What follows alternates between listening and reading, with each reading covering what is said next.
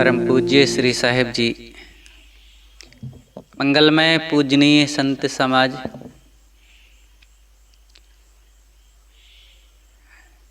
पूज्य गुरुदेव जी हृदय के गीत में लिखते हैं, अवनित रमण पारख विचार। साधक को सब समय पारख विचार में रमण करना चाहिए।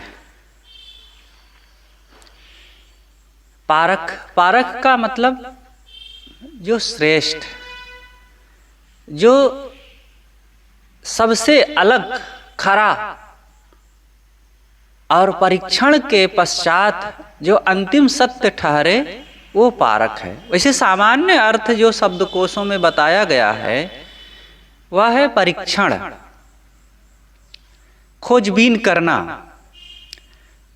लेकिन यह एक पारिभाषिक शब्द बन गया है पारख सिद्धांत का। कौटिल्य अर्थशास्त्रम एक हमारे भारतवर्ष का बहुत पुराना ग्रंथ है जो चाणक्य का बनाया हुआ है। आज से लगभग 2300 वर्ष पहले उन्होंने बनाया है। राजनीति का ग्रंथ है, उसमें भी ये बात आई है। अन्वेक्षकी, त्रयी, वार्ता और दंड, ये 4 विद्याएं बताई गई है।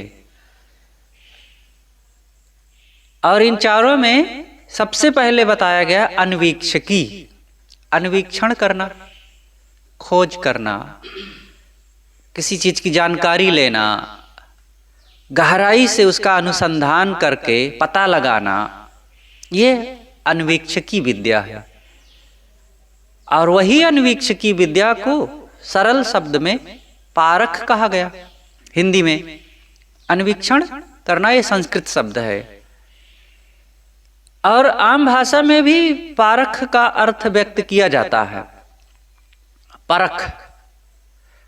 और जैसे व्यापारी होते हैं, व्यापारियों को देखा गया होगा कि जब गेहूं, चावल, सरसों आदि का पता लगाना होता है, खरीदना है उन्हें, तो एक छड़ी जैसी लंबी सी नाली के आकार में लोहे की वो चीज रखते हैं और बोरा में डाल देते हैं।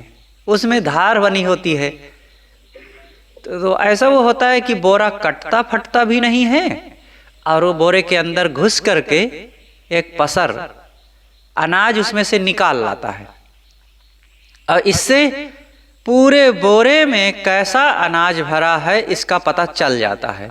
तो उस औजार को परखी कहते हैं वो लोग। तो परखी का मतलब यहाँ क्या हो गया? अंदर में भरी हुई चीज का पता लगाने वाले औजार को परखी कहते हैं, और यहाँ पर पारखी कहा गया है। जो इस विचार को मानने वाले हैं उसे पारखी कहा गया है। तो पारखी कौन? जो अंदर में रखी हुई चीज को, आत्मा को जान ले, वो पारखी है। और ये आत्मा ही तो सब कुछ जान रहा है, इसलिए आत्मा ही पारख है। तो इस प्रकार से शब्द यात्रा करते रहते हैं। तो गुरुदेव जी उस पारख स्वरूप के बारे में बताते हैं। अज अमर अचल अविकार सार, निश्चिंत शांत नित निराधार, स्वच्छंद अबंध अद्वंद रूप, निर्मल सतचिद निज परख भूप, नित पारख धाम जड़ जगत पार, अब नित्य रमण पारख विचार, तन मन गो विचार से विहीन, नित आदि अंत गत अति अछीन, दुख रहित नित्य निज रूप लीन, अत्यंत अंत जग दृश्य घीन, संतुष्ट निरंतर ज्ञान कार, अब नित्य रमण पारख विचार, लख लिया दृश्य अब दुख मूल, दृष्टा सुथेर तज सूक्ष्म थूल, भव वृक्ष नित्य हित भो अमूल, मिट गया सदा का ताप शूल, अब नित्य शेष निज निराधार, अब नित्य रमण पारख विचार। अजर अमर अचल अविकार सार। जो खास चीज हो, मूल्यवान चीज हो, जो प्रिय हो, जो सुखदायी हो, जो निज स्वरूप स्वस्वरूप हो, वो मेरे लिए सबसे ज्यादा प्यारा है, वो मेरे निकट है, वो अलग नहीं है। अलग की चीज इस प्रकार से प्रिय और सुखद और अत्यंत मेरे निकट हो ही नहीं सकता है। मेरा स्वरूप है। वो कैसा है? अज। अज अजर शब्द से बना है।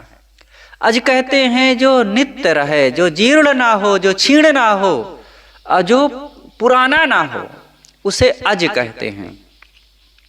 और अमर जो मरे ना, जिसमें मृत्यु का प्रवेश ही ना हो, जो अपरिवर्तनशील हो, वो अमर है। और अचल जो चंचल ना हो, जिसमें गति ना हो, जो किसी प्रकार से रूप ना बदले, वो अचल है। और अविकार जिसमें कोई विकार ना हो।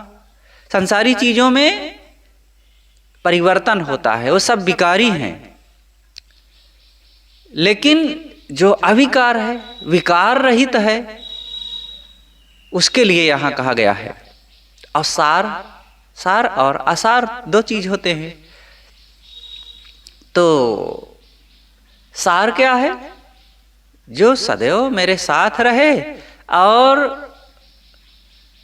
जो अंतिम मेरे लिए सुख शांति आनंद का कारण हो, वही सार है। और जिसमें कोई चिंता ना हो, जो शांत हो और जो नित्य हो तथा निराधार, आधार आधेय रहित हो, ना किसी के आधार में हो, ना उसके आधार में कोई हो। इस प्रकार से ये सब कौन है? ये क्या है जो अज है? मतलब जो कभी पुराना नहीं होता, जो अमर है, जो अचल है, जो अविकार है, जो सार है और जो चिंता रहित है, जो आधेर आधे रहित है, आधार आधे रहित है, वो मेरा अपना स्वरूप है। सबके अंदर में बैठा हुआ अविनाशी आत्मा है। हम उसी को भुलाए रहते हैं, उसी की महिमा, उसी की विशेषता, उसी के प्रभाव को हम समझ नहीं पाते हैं। इसलिए विषयों में भूल जाते हैं और अपने मन में कमी के एहसास में निरंतर हम जीते रहते हैं। अभाव की अनुभूति होती रहती है, मानसिक द्वंद्व चलता रहता है दुख का। और ये सब अपने आप को भूल करके होता है। जब हम ये समझते रहेंगे कि मैं ऐसा विशाल आनंद स्वरूप और सब प्रकार से द्वंद्व रहित सुख स्वरूप हूं, तब काहे को बाहर वो चिंता करेगा? काहे को साधारण चीजों में अपने को डुबाएगा? स्वच्छंद अबंध अद्वंद रूप। स्वच्छंद, स्वच्छंद का अर्थ होता है जो किसी के नियंत्रण में ना हो। स्वच्छंद। आत्मा किसके नियंत्रण में है? आत्मा स्वतः है। या को माय न या को बापा, या तो स्वतः आप ही आपा। इसका कोई मालिक नहीं है, इसका कोई स्वामी नहीं है। हलुका गरुआ जाए न तौली, और आगे पीछे कोई नहीं है। ये स्वतः स्वयं और श्रेष्ठ है और स्वामी है, अपने आप है। ऐसा मेरा स्वरूप है। तो स्वच्छंद, ये स्वच्छंद है और अबंध है, बंधन रहित है। इसमें कोई बाउंडेशन नहीं, कोई घेरा नहीं है। ये अपने आप अद्वंद। अद्वंद, द्वंद कहते हैं द्वैत को, दूसरे को, जिसका कोई जोड़ा हो। एक द्वंद कहते हैं, द्वंद समास, जैसे रात और दिन, ये द्वंद समास का शब्द है। स्त्री और पुरुष, माता और पिता, तो ये द्वंद्व हैं, दो जो युग्म शब्द हो, जुड़वा शब्द हो, उसे द्वंद्व कहते हैं। और आत्मा का जोड़ा कौन है भला? आत्मा को जड़ भी नहीं कह, जड़ के समान भी नहीं कह सकते। आत्मा अकेला है बस। इसलिए अपने इस अद्वंद स्वरूप को पहचाने, जो निर्मल सदचिद नित्य परख भूप। निर्मल है, सद सत्य है, चिद चेतन है और नित्य है, और परख भूप। परख, परख का अर्थ है कसौटी से कस करके जो ठहरे, वो भूप स्वामी मालिक है। नित परख धाम जड़ जगत पार, अब नित्य रमण पारख विचार। ये नित्य पारख धाम में रहने वाला आत्मा है। पारख का स्वयं धाम है। ऐसा नहीं है कि ये कभी कभी ज्ञानवान हो जाए, कभी कभी मालिक हो जाए, कभी कभी सबको जानने वाला हो जाए और बाद में ना रहे। ऐसा नहीं, नित्य पारख धाम है। जैसे गुड़ अभी मीठा है, कल भी मीठा रहेगा, परसों भी मीठा रहेगा। पत्थर आज कठोर है, कल भी कठोर रहेगा, पहले भी कठोर था, आगे भी कठोर रहेगा। तो जो जड़ चीजें जैसी होती है वैसे रहती हैं, लेकिन उसको कोई बदल सकता है, किसी कारण से रूप परिवर्तन कर सकता है। मूल रूप में नहीं बदलता, लेकिन कार्य रूप में कोई बदल सकता है। लेकिन आत्मा बदलने वाला नहीं है। नित्य पारख धाम है वो, और जड़ जगत पार, संसार से बिल्कुल अलग है, परे है। संसार का मतलब संसार की चीजों से, संसार के दृश्यों से, शब्द स्पर्श रूप रस गंध से। ये अपने आप इन सब से अलग है, सबसे परे है। अब नित्य रमण पारख विचार। इसलिए हे साधक, अब तुम उसी पारख विचार में नित्य रमण करो। रमण करने का अर्थ होता है उसी में निमग्न रहना, मस्त रहना, डूबे रहना। तो साधक को अपने स्वरूपाकार वृत्ति में अधिक रहना चाहिए। अपने आप की गरिमा को, अपने आप की विशेषता को समझ करके मन को निर्द्वंद रखना चाहिए, प्रसन्न रहना चाहिए, हानि लाभ से ऊपर रहना चाहिए। तन मन गोचर से विहीन, अब नित आदि अंतगत अति अछीन। तन मन गोचर से विहीन। ये आत्मा कैसा है? आत्मा में कोई तन नहीं है, मन नहीं है, और इंद्रियां नहीं है, और इंद्रियों के विषय नहीं है। सबसे ये अलग है। आत्मा में कोई तन नहीं। जिस तन में हम रह रहे हैं, अपना मानते हैं। अब हम विचार करें कि अपना आपा हम ज़्यादा अपने मन की शक्ति को ज़्यादा शरीर के लिए समर्पित रखते हैं कि आत्मा के लिए? जो मानसिक मेरी शक्ति है, किसके लिए ज़्यादा समर्पित रहते हैं? अगर हम शरीर के लिए समर्पित रखेंगे, अपने आप को शरीर ही माने रहेंगे, तो इसमें भय, चिंता, अशांति, शोक, संताप, द्वंद्व, ये सब लगा रहेगा। और ज़्यादा यही हो रहा है। ज़्यादा समय, अधिकतम नहीं, लगभग सब लोगों के मन में ज़्यादा समय शरीर नाचता रहता है। शरीर का नाम, शरीर का रूप, शरीर का सुख दुख और शरीर संबंधी प्राणी पदार्थ, यही सब दिखते रहते हैं।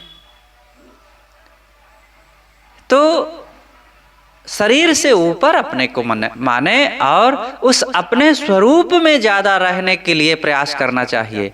इस मन को उसमें ज्यादा लगाना चाहिए। ऐसा करने से उसकी जैसी हकीकत है उसका अनुभव होने लग जाएगा। शरीर की जो हकीकत है, शरीर को याद रखने से ये अनुभव में आता रहता है। शरीर की हकीकत क्या है?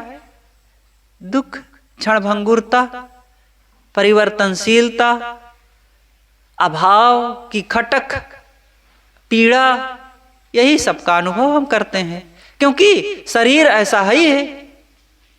और मेरा स्वरूप वो दुख रहित है, आनंद स्वरूप है, निश्चिंत है, और वहां भय कोई है ही नहीं है, क्योंकि वहां कोई परिवर्तन नहीं है। और जब उसकी याद करते हैं तो ऐसा मन बनने लगता है, और धीरे धीरे ये वास्तविकता है, केवल मानसिक प्रभाव नहीं है, ऐसा होता है। स्वरूपाकार वृत्ति में रहें, फिर देखिए मन आनंदित रहेगा, प्रफुल्लित रहेगा, हानि लाभ से ऊपर रहेगा, चेहरा भी खिला खिला रहेगा।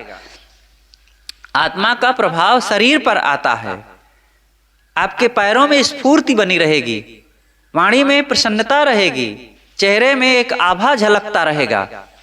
जब आप आत्माकार वृत्ति में रहेंगे तो, और जब देहाकार वृत्ति में रहेंगे तो अनेक प्रकार के हानि, भय, शोक, वियोग, ये सब सामने बना रहेगा, और इससे खिन्न खिन्न बने रहेंगे, चेहरा खिंचा खिंचा बना रहेगा, वाणी भी ऊंच नीच होती रहेगी, भय चिंता शोक से ग्रस्त रहेंगे, और कहीं क्रोध करेंगे, कहीं लोभ करेंगे, कहीं मोह करेंगे, कहीं झगड़ेंगे, कहीं चिंता करेंगे, तो ये सब होता रहेगा। मेरे स्वरूप में ये सब कुछ है ही नहीं है, न तन है, न मन है, और न इंद्रियां हैं, न इंद्रियों के विषय हैं। अगर आंख ना हो, कान ना हो, ये कोई इंद्रिय का अभाव हो जाए, तो क्या मैं उस विषय को जान पाऊंगा? मैं खुद अपने आप होते हुए भी उस विषय को नहीं जान पाऊंगा। आत्मा में कोई विषय नहीं, इसीलिए उसे कहा जाता है विषयातीत। विषयातीत, विषयों से परे है, इंद्रियों से परे है, तन मन से परे है। नित आदि अंतगत अति अछीन, मेरा स्वरूप नित्य प्राप्त है, आदि अंत से परे है, और गत अति अछीन। अछीन, इसमें कोई छीणता ही नहीं है, पूरी छीणता का अभाव है। चीजों में छीणता आती है, आत्मा में नहीं। ये बात तो खूब शास्त्रों में भी कहा ही गया है।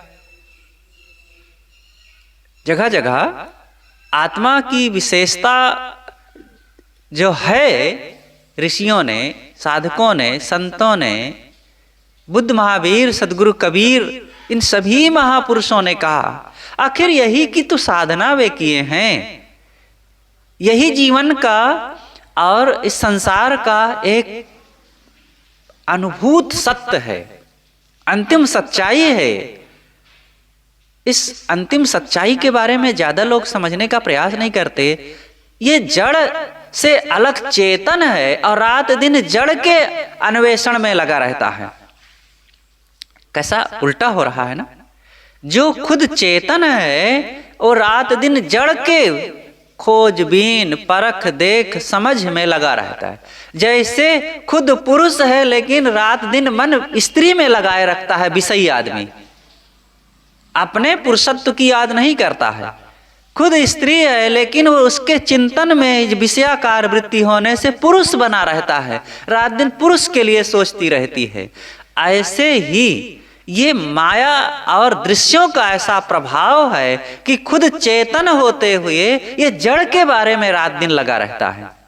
अब संसार में जीना है, व्यवहार है, चीजों का संबंध है, तो जड़ के बारे में जाने, समझें, अनुसंधान भी करें, बुरी बात नहीं है। लेकिन क्या अपने को भूल करके किया जाए?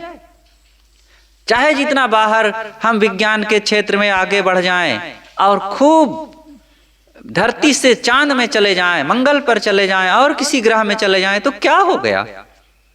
ये कौशाम्बी से इलाहाबाद में चले गए, इलाहाबाद से कानपुर में चले गए और कानपुर से दिल्ली भी चले गए तो क्या फर्क पड़ जाएगा? जो मैं हूं सो हूं, जो मेरे स्वभाव है सो हैं, जो मेरे कर्म है, जो इंद्रियां है, जो आचरण है वो है सो है। वो सुख दुख मेरे साथ रहेगा। जो मेरी वास्तविकता है उसको मैं जानूं और फिर कहीं भी रहूं। इसलिए इसमें पूरी तरह से परिवर्तन का अभाव है। आदि अंत से रहित है मेरा स्वरूप, मैं उसको जानूं, उसी का चिंतन ज्यादा करूं। इसीलिए रमन्ते योगिनो यस्मिन् इति रामः, जो संत जन होते हैं राम शब्द का प्रयोग करते हैं। आत्मा के लिए राम शब्द भी कहा गया है और यहाँ वो दशरथी पुत्र राम के लिए नहीं है, घट वासी राम के लिए। घट घट में जो रम रहा सोई मेरा राम। किसी ने सदगुरु कबीर साहब से पूछा कि आप बहुत राम राम राम कहते हैं, कौन सी राम की बात कहते हैं? तो साहब अपनी भाषा में बताते हैं, घट घट में जो रम रहा सोई मेरा राम। जो घट घट में रमता है वो मेरा राम है। और दुनिया वाले क्या कहते हैं? कण कण में राम है, वो अलग है। यहां पर कण कण में राम कहेंगे तो आप इस अर्थ को सही नहीं सिद्ध कर पाएंगे। कण कण में राम कैसे है? घट घट में, ये अनुभूत विषय है। एक बार सदगुरु अभिलाष साहब जी अवध क्षेत्र में थे और भाई रे अद्भुत रूप अनूप कथ्यो है, कहो तो को पति आई, जहां जहां देखो तहां तहां सोई, सब घट रहा समाई। इस पद पर अपना व्याख्यान दे रहे थे। एक विद्वान पंडित बैठे हुए थे, उन्होंने सुन लिया। उस समय तो कुछ नहीं बोले। जब घर लौट करके गए तो अपने साथी एक दूसरे पंडित से कह रहे थे कि महाराज जी जो कह रहे थे कि घट घट में आत्मा का वास है, घट घट में राम है, ये व्यवहारिक नहीं है, कण कण में कहना चाहिए। तो वो जो दूसरे पंडित थे दूसरे दिन आकर के गुरु जी से कहे कि महाराज हमारे पंडित जी ऐसा कह रहे थे कि घट घट में राम मानना व्यवहारिक नहीं है, कण कण में व्यवहारिक। तो गुरुदेव जी ने कहा कि पंडित जी जब समझेंगे तो ऐसा नहीं कहेंगे। कण कण में ही व्यवहारिक नहीं है, घट घट में व्यवहारिक है। अब कहीं चलना है, चलना तो पड़ेगा, तो कण कण में तो पैर रखना पड़ेगा। कहीं पैर रखेंगे तो किसी कण में तो रखेंगे। हाँ, घट को बचा सकते हैं, किसी प्राणी के शरीर पर पैर ना रखें यह तो बचा सकते हैं, लेकिन किसी कण पर तो पैर रखना पड़ेगा। थूकना है, मलमूत्र का त्याग करना है तो किसी घट पर ना करें ऐसा, ये तो ठीक बात है। लेकिन किसी कण पर शौच ना करें, लघुशंका ना जाएं या थूकें ना, कुल्ला ना करें, ये कैसे हो सकता है? अगर कण कण में भगवान मानते हैं तो आप भगवान के ऊपर चल रहे हैं, भगवान के ऊपर थूक रहे हैं, भगवान के ऊपर मलमूत्र का विसर्जन फिर कर रहे हैं, तो ये तो व्यवहारिक ना हुआ। और अब किसान हल जोतता है तो भगवान के ऊपर हल चला दिया है। और भी अनेक उदाहरण से समझाए, कण कण में व्यवहारिक नहीं है, घट घट में व्यवहारिक है। आप किसी घट को ना मारें, किसी घट को परेशान ना करें। किसी कण को तो आग में जलाना पड़ेगा, लेकिन किसी घट को आप उसको बचा सकते हैं। तब वो पंडित समझ गए, कहा महाराज ये तो बिल्कुल साफ है, घट घट में मानना ही व्यवहारिक है, कण कण में बिल्कुल व्यवहारिक नहीं है। मैं जाकर के उनको भी बताऊंगा। तो गए, बताए तो वो भी समझे, कहे महाराज सच कहते हैं, हम नहीं इतनी गहराई की बात समझ रहे थे। दुनिया में कह रहे हैं जर्रे जर्रे में खुदा है, घट घट में परमात्मा है, वही बात हम कह रहे थे, लेकिन ये बिना विचार की बातें हैं। घट घट घट कहते हैं देहधारी, देह को, तो देहधारियों के वहां वास है उन देहों में, इसलिए उन देह को आप दुख देने से बचिए। तो यहां घट घट में मानना ही व्यवहारिक है। दुख रहित नित्य निज रूप लीन, मेरा जो स्वरूप है दुख रहित है और नित्य है। इसलिए हे साधक, तुम उसी निज स्वरूप में लीन हो। अत्यंत अंत जग दृश्य घीन। और क्या करो? जो दृश्य है संसार का, दृश्य प्रपंच बाहर का, ये इसको पूरी तरह से अपने मन से अंत करो। और ये दृश्य घीन, घीन घृणित, ये संसार तुम्हारे स्वरूप में बिल्कुल प्रवेश कर नहीं सकता। चाह करके भी हम दृश्यों को, चीजों को अपने अंदर में प्रवेश नहीं करा सकते। मन तक सब पहुंचते हैं और मन से ही हम दृश्यों को जप जप करके अपने स्वरूप को छोड़े रहते हैं। मन से, मने से मेरे लिए संसार मेरा बन करके दुख देता है और मने से स्वरूप मेरा बन करके मुझे सुखी बना देता है। मनेओ मनुष्याणाम कारणम बंध मोक्षयो। मन ही मनुष्य के बंध और मोक्ष का कारण है। इसलिए मन को हम संसार में नहीं, स्वरूप में लगाएं, विषयों में नहीं, उस विषयों से श्रेष्ठ आत्मा में लगाएं। तो ये दृश्य घृणित है, संसार घृणित है, और घृणित मान करके इससे ऊपर उठो, इसका त्याग करो। चाहे जितनी कीमती चीज हो, चाहे जितने प्यारे प्यारे लोग हों प्राणी पदार्थ के रूप में, ये सब से अपने मन को ऊपर उठाकर अपने स्वरूप में लगाओ, तभी मन निर्भय बनेगा, दुखहीन बनेगा। नहीं तो इन रुपए पैसे, घर जमीन, बेटा बेटी, परिवार के तमाम रिश्ते नाते, प्राणी पदार्थों में मन रखेंगे तो दुख से आप बच नहीं सकते हैं। तो जब किसी से मन को हटाना है तो उससे उपरत होने के लिए, क्योंकि बार बार मन उधर ही जा रहा है, तो मन को हटाओ। और मन तब उधर से हटता है जब दोष दर्शन होने लग जाए। देखो, चीजों के बारे में एक बार मन से सोच लो, उधर नहीं लगेगा। लेकिन जहां पर संस्कार गड़े हुए हैं अनादिकालीन, अभिनिवेश, जो नित्य के संस्कार, जन्मों जन्मों के संस्कार गड़े हुए हैं, उनके लिए तो दोष दर्शन की जरूरत है। बिना दोष दृष्टि लाए और बिना उधर से पूरी तरह से मन में घृणा का भाव लाए मन नहीं हटता है। किसके लिए? विषयों के लिए, पंच विषय भोगों के लिए, वासनाओं के लिए। इन सब को घृणित रूप समझो, और जब घृणित रूप समझेंगे तब उधर से मन हटेगा और स्वरूप की तरफ फिर लगेगा। एक होता है जान लेना और एक होता है जानने के बाद करना। कुछ दुख होते हैं जो जान लेने के बाद समाप्त हो जाते हैं, उसके लिए बहुत साधना नहीं करनी पड़ती है। हम किसी से न झगड़ें, हम किसी की चीज को न उठावें, किसी के घर में चोरी ना करें, और किसी अंधविश्वास में ना पड़े। भूत प्रेत जादू टोना स्वर्ग नरक देवी देवता मिट्टी पत्थर पूजना, ये सब जान लो, ये सब भ्रम है, अंधविश्वास है, गलत है। तो इनको जान लो एक बार, और फिर इसके लिए बहुत साधना नहीं करनी पड़ेगी। जान लो कि भूत प्रेत गलत हैं, झूठ हैं, व्यर्थ है, भ्रम है।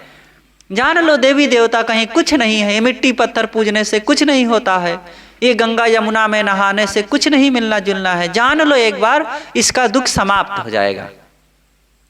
लेकिन काम वासना दुखदायी है, क्रोध करने से बहुत दुख होता है, मोह करने से अंदर में संस्कार बन करके हमको पीड़ा मिलती है। इसको जान लेने के बाद भी ये समाप्त नहीं होते हैं, इसके लिए साधना करनी पड़ती है। इसी के लिए संयम को अपनाना पड़ता है, गुरु भक्ति को अपनाना पड़ता है, त्याग और वैराग्य को अपनाना पड़ता है, तब ये निकलते हैं। तो कुछ बातें जान करके उससे निर्भय हुआ जाता है, और कुछ बातों को जानने के बाद साधना करनी पड़ती है। तो यहाँ साधना करना पड़ेगा। जो संसार घृणित है उसको घृणित समझने के लिए मन में खूब विचार करो, बारंबार विचार करें, और अपने स्वरूप से अलग समझ करके स्वरूप में लौटने का जो काम करता रहेगा तब उससे उपरत हो पाएगा। संतुष्ट निरंतर ज्ञानकार अब नित्य रमण पारख विचार। इसलिए अपने उस आत्मस्वरूप में ही संतुष्ट हो। संतुष्ट ही है, वहां ऑलरेडी संतुष्ट ही आप रहेंगे, लेकिन वो संतोष तब खत्म हो जाता है जब अपने स्वरूप से मन हटाए और दृश्यों में लगाए, और जहां दृश्यों में लगाए तो इच्छा, कामना, वासना का फिर अब राज शुरू हो गया, और उस राज में पहुंचते ही फिर वहां कहां संतोष। आत्मा की ओर जब मन रहता है तब वहां शांत ही शांत, कोई इच्छा ही नहीं, इच्छा का प्रवेश ही नहीं, और इच्छा ही हमको घसीट कर दुख में ले जाती है, इच्छा ही असंतोष का अनुभव कराती है, इच्छा ही अभाव की खटक उत्पन्न करती है, और आत्मा की याद करते ही और आत्मा का आवृत्ति होते ही, आत्मा में लीन होते ही इच्छा का अंत हो गया, और यहाँ दुख नहीं है। और जैसे विषयों की याद किए, अरे वो इच्छाएं तो ले गई है उधर, और इच्छाएं तो बहुत बदमाश है। इसलिए इच्छाओं की परीक्षा करो। कुंभ ही बांधा जल रहे, जल बिन कुंभ न होए, ज्ञान ही बांधा मन रहे, और मन बिन ज्ञान न होए। कुंभ के घेरे में पानी ठहरता है, लेकिन पानी के बिना कुंभ बनता नहीं है। कुंभ को बनाने के लिए पानी को लाया गया और मिट्टी को खूब कूट पीस करके पानी से भिगाया गया, और मिट्टी फिर कोमल बनी, और फिर उससे कुंभ बना। और वही कुंभ अब पानी को घेर करके रखता है। देखो, पानी के बिना कुंभ बना नहीं, लेकिन वही कुंभ अब पानी को नियंत्रित कर लेता है। ऐसे ही ये मन जीव को खूब दुख देता है, लेकिन इसी को व्यवस्थित युक्ति पूर्वक मन का उपयोग किया गया तो यही मन अब ज्ञान को बसा करके रखता है अपने पास, और सदैव आनंद की अनुभूति कराता है। मन बिन ज्ञान न होए, मन के बिना ज्ञान नहीं होगा। जो ज्ञान हो रहा है, हमको आप लोग देखो सुन रहे हैं, हम यहाँ कह रहे हैं, यह भी तो मन के बिना नहीं हो पाएगा ना। अगर मन नहीं देंगे तो ज्ञान की बड़ी बड़ी बातें हवा में उड़ जाएंगी, और हम कुछ कह नहीं पाएंगे।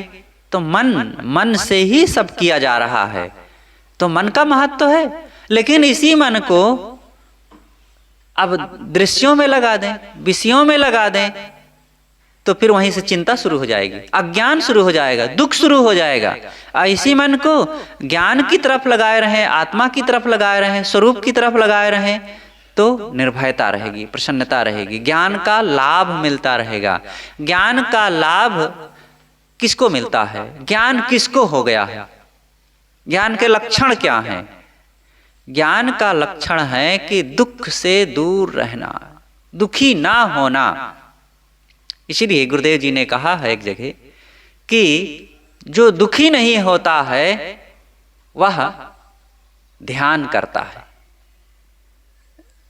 ध्यान का अंतिम लाभ है दुख से दूर चले जाना, और ध्यान भी करते हैं और दुखी भी बने रहते हैं, तो ध्यान का लाभ नहीं मिल रहा है।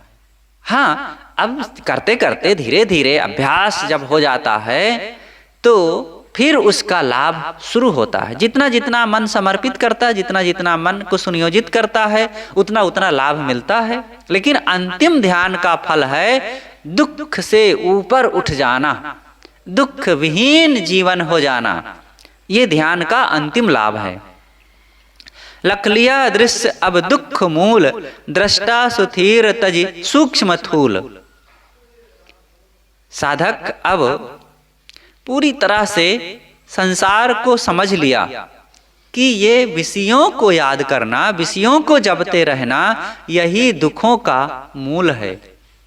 मन का विषयों से निकल आना, शब्द स्पर्श रूप रस गंध, इसी में सारे विकार, सारे दोष, सारी बुराइयां, सारे अवगुण आ जाते हैं। ये 5 विषय से अलग कुछ नहीं है।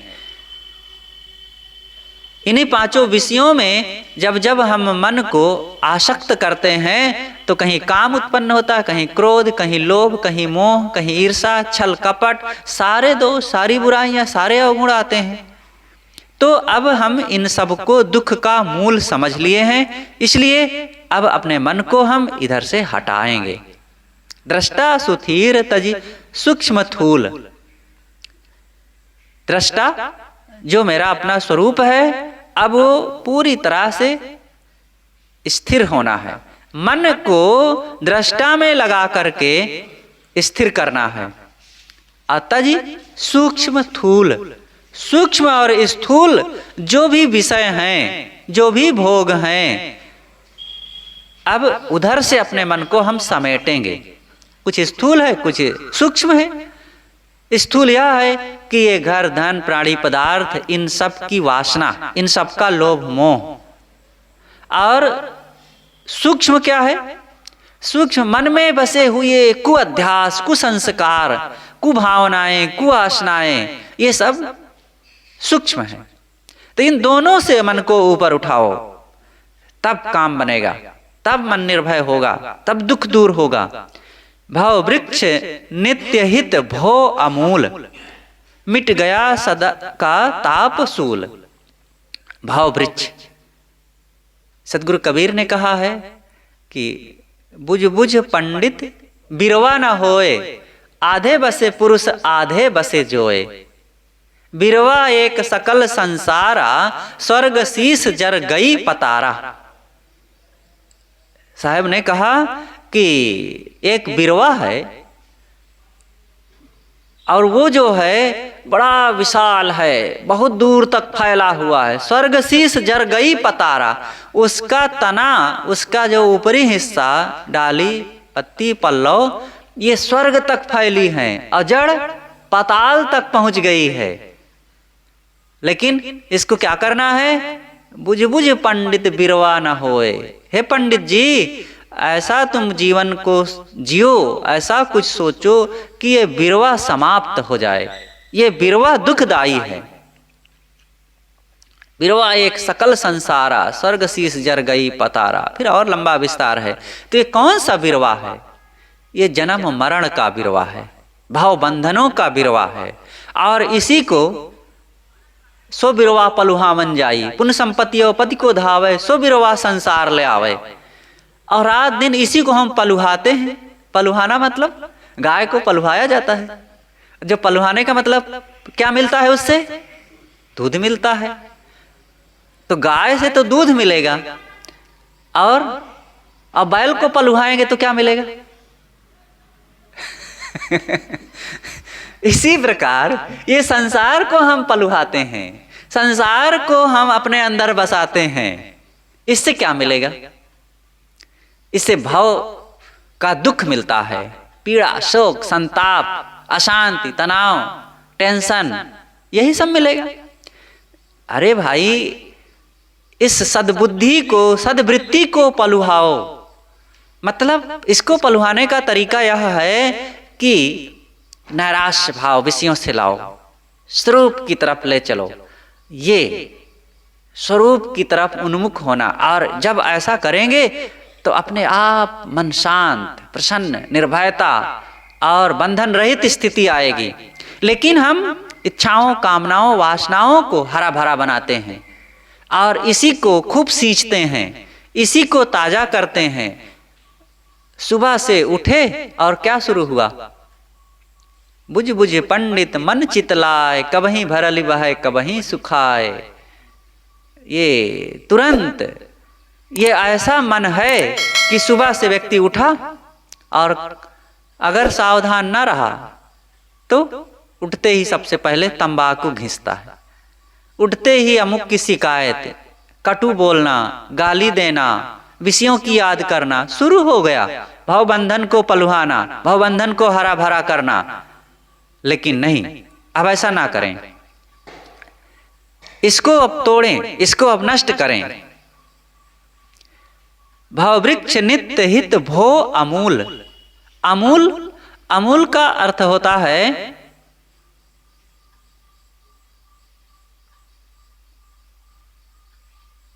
संपूर्ण, अमूल का अर्थ संपूर्ण, पूरी तरह से। और भो संस्कृत भाषा का शब्द है, भो एक संबोधन का शब्द है। अरे श्रीमान जी, अमुक भैया, तो ये संस्कृत में जब कहना होता है भो राजन, भो राजन मतलब हे राजन, तो वैसे यहाँ पर भो, हे भाई, ऐ सज्जनों, ऐ लोगों, ये भाव वृक्ष को नित्य मिटाओ, अपने अंदर से खारिज करो, हटाओ, इसी के कारण तुम भटक रहे हो, संपूर्ण रूप से इसको मिटा डालो और इसकी वासना को समाप्त करो। तब क्या होगा? मिट गया सदा का ताप शूल। जब आप अपने मन से इन सांसारिक वासनाओं को, देखो संसार को नहीं मिटाना है, इसके प्रति जो हमारे मन में आसक्ति बनी हुई है इसको मिटाना है, इसकी वासना को मिटाना है। और जब आप इसको मिटा देंगे तो क्या होगा? मिट गया सदा का ताप शूल। सदा का जो हमारे अंदर में इन्हीं विषयों की, भोगों की और तमाम इच्छाओं कामनाओं की वासना बनी हुई है, जिसके कारण हम चिंतित शोकित हैं, जल रहे हैं और जन्म जन्म के प्रवाह में भटक रहे हैं, वो सब सारी पीड़ा, ताप शूल जिसमें हम जल रहे थे, जिस आंच में और जिस शूल से व्यथित थे, वो सब मिट जाएगा। अब नित्य शेष निज निराधार। अब जब सब तरफ से विषयों की इच्छाओं कामनाओं को हमने त्याग दिया तो शेष निराधार, आधार रहित। अब कुछ वो अपना फाउंडेशन नहीं बना रहा है, कुछ अपना आधार नहीं बनाना है। बाहर हम आधार बनाते रहते हैं और वहां बैठना चाहते हैं। कहाँ बैठेंगे?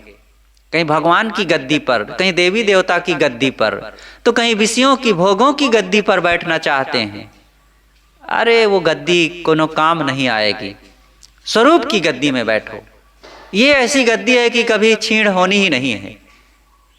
एक व्यक्ति ऊंट पर सवार चला जा रहा था, तो एक दूसरा व्यक्ति रास्ते में मिला। कहा, भैया कहाँ जा रहे हो? मुझे भी बैठाए चलो, बहुत थक गया हूँ, बड़ी गर्मी है, बहुत परेशान हो गया हूँ। तो कहा ठीक है भाई, मैं बैठा हूँ ऊंट पर, तू भी बैठ ले, ऊंट का क्या बिगड़ जाएगा।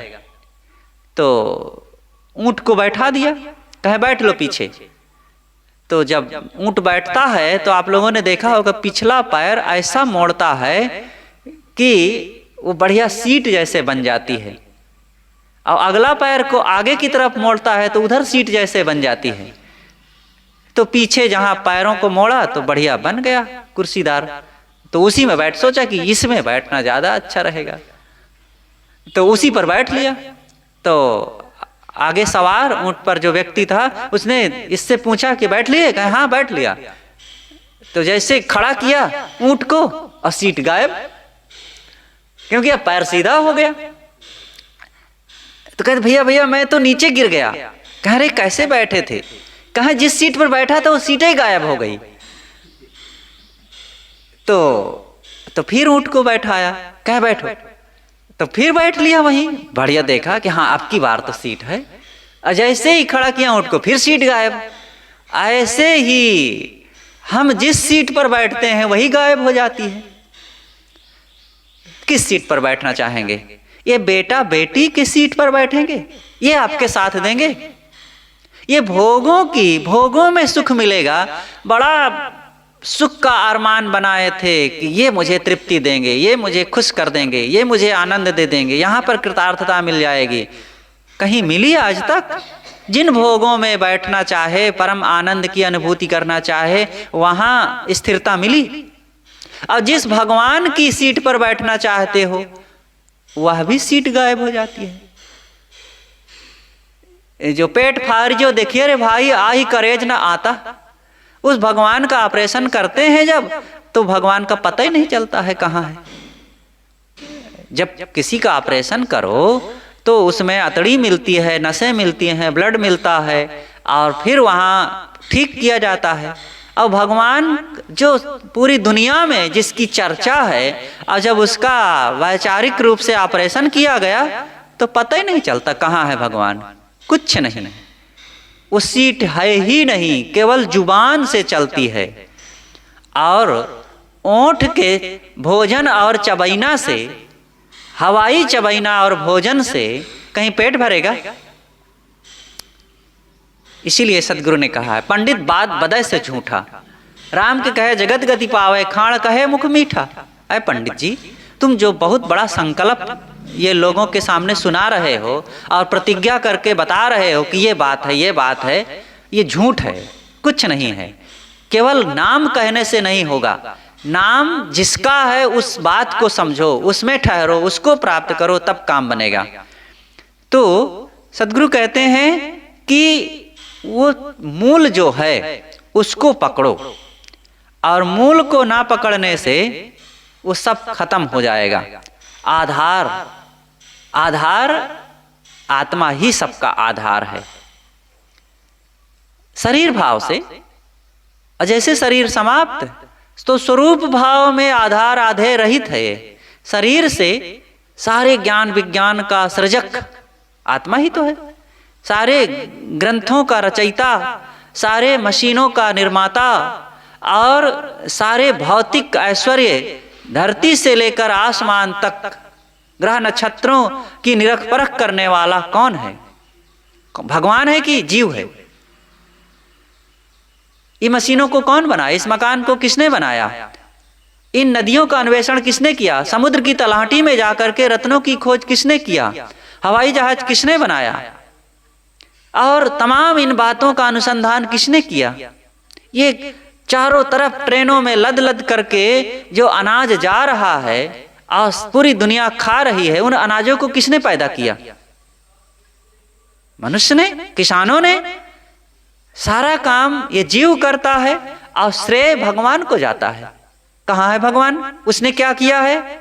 अगर है वो और कुछ नहीं करता है, केवल बिना हमारी साधना किए वो हमको सुखी बना दे, नहीं बना पाता है।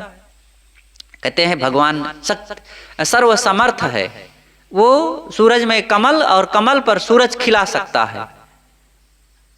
वो खिला सकता होगा जरूर, लेकिन यहां से भ्रष्टाचार, पापाचार, दुराचार, हत्या, राहजनी और तमाम प्रकार के जो गबन हो रहे हैं, घूसखोरी, मुफ्तखोरी, काला बाजारी और व्यभिचार हो रहा है, आज कितना चारों तरफ हिंसा, हत्या फैली हुई है, ये नहीं रोक पा रहा है।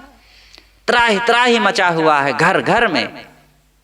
कहाँ है भगवान? कब पाप का घड़ा भरेगा? एक रावण को मारने के लिए अवतार लिए और कितना भाग दौड़, ये करीब अपने 32-34 साल की उम्र तक भगवान को करना पड़ा, तब रावण को मारे। कहते हैं रावण को मारने के लिए भगवान ने अवतार लिया था। एक कंस को मारने के लिए भगवान अवतार लिए थे, एक जरासंध को मारने के लिए भगवान अवतार लिए थे। तो एक व्यक्ति को मारने के लिए इतना 20, 25, 50 साल तक पहले भागो दौड़ो, ये करो वो करो, तमाम व्यवस्था करो, तब वो कर पाएगा। अरे भगवान सर्वशक्ति समर्थ है, सर्वज्ञाता है, सर्वज्ञ है, सर्वव्यापक है। उसके तो एक संकेत मात्र से, संकल्प मात्र से वो कुछ भी कर सकता है, और नहीं कर रहा है, आज तक नहीं किया है। हम लोग देखो यहाँ सत्संग कर रहे हैं, इसी समय न जाने कितनी हत्याएं हो गई होंगी, कितने जानवर कट गए होंगे, कितनी बहु बेटियों की इज्जत छिन गई होगी, और कत्लखानों में जाके देखिए सैकड़ों गायें कट गई होंगी, और काला बाजारी, घूसखोरी, बेईमानी हो रही होगी। और भगवान सब जगह है, सब समय है, सब जानता भी है, और कर नहीं पा रहा है। कब करेगा? कब पाप का घड़ा भरेगा? कभी पाप का घड़ा नहीं भरना है। पाप करने वाले कौन है और पाप को रोकने वाला कौन है? ये मनुष्य है। अब मनुष्य अपने कर्मों को ठीक करे। जो बुरा कर सकता है वही अच्छा कर सकता है। कर्ता ही कर्मों का त्याग कर सकता है। और कर्ता कौन है? कर्ता ये जीव है, और जीव ही कर्म करता है और उसके फल भोग को भोगता है। और जीव ही बुराई की तरफ चलता है, जीव ही भलाई की तरफ चलता है। तो जीव ही जब बुराई को त्याग देगा तो उसके फल को पाने लग जाएगा। मतलब जब बुराई से हट गया तो अच्छाई की तरफ लगेगा तो अच्छाई का फल पाएगा। बस यही सीधी सी बात है कि जीव खुद अपने दोषों को त्याग करे, अपने बुरे कर्मों का त्याग करे, बस वो सुखी हो जाएगा। तो यहाँ पर कर्म सुधार की जरूरत है, ना कि भगवान की महिमा गाते रहने से और भगवान के धाम में जाने के लिए तैयारी करने से। मन कहे कब जाइए, चित्त कहे कब जाओ, 6 मास के हिंडते आध कोस पर गाँव। बड़ी तैयारी हो रही है, मन से पुलकित होकर कहते हैं भैया कब चलोगे भगवान के धाम में, और चित्त भी कहता है कब पहुंचेंगे वहां हम। और 6 कोस की दूरी है और अब बहुत दिनों से 6 महीना से चल रहे हैं और अभी पहुंचने की कोई बात ही नहीं। 6 मास के हिंडते आध कोस पर गाँव, आधा कोस है, बहुत दूरी कम है उसकी, लेकिन पहुंचे नहीं, पहुंचेंगे भी नहीं। जब तक अपने ही कर्मों को नहीं सुधारेंगे, अपने मन को पवित्र नहीं करेंगे, तब तक नहीं पहुंचेंगे। आध कोस पर आध कोस, बस मन को ठीक कर लो, सब ठीक हो जाएगा। इसलिए यहां पर कहा गया है कि भव वृक्ष नित्य हित भो अमूल, मिट गया सदा का तापसूल। जो सब प्रकार से अपने मन को ही शुद्ध कर लेगा, विषयों को त्याग देगा, भव बंधनों से ऊपर उठ जाएगा, तो सारा दुख समाप्त हो जाएगा। अब अनित्य शेष निज निराधार, अब नित्य रमण पारख विचार। इसलिए विषयों को त्याग करके पारख स्वरूप में ठहरो, अपने आप को पहचानो। मन हमारा विषयों की तरफ जो बारंबार भागता है और विषयों की तरफ दौड़ता है, उधर से लौट करके स्वरूप को पहचानो, मैं कौन हूं। जिन विषयों के लिए रात दिन मेरे मन में चिंतन होता रहता है, वहां पर दुख है, और उन विषयों के चिंतन से निकल करके अपने को पहचाने, मैं कौन हूं। ये शरीर को कौन चला रहा है और इन प्राणी पदार्थों को कौन जा रहा है, मैं हूं। इसलिए मैं बाहर से लौटकर अपने को पहचानूं, और जब मैं अपने को पहचानूंगा, विषयों के चिंतन का त्याग दूंगा, स्वरूप चिंतन में लगूंगा, तब निराधार और निज स्वरूप में ठहर करके सारे दुखों का फिर अंत हो जाएगा। इसलिए विषयों से ऊपर उठकर स्वरूप में लगें और स्वरूप में ठहरें। बस बोलिए सद्गुरुदेव की जय।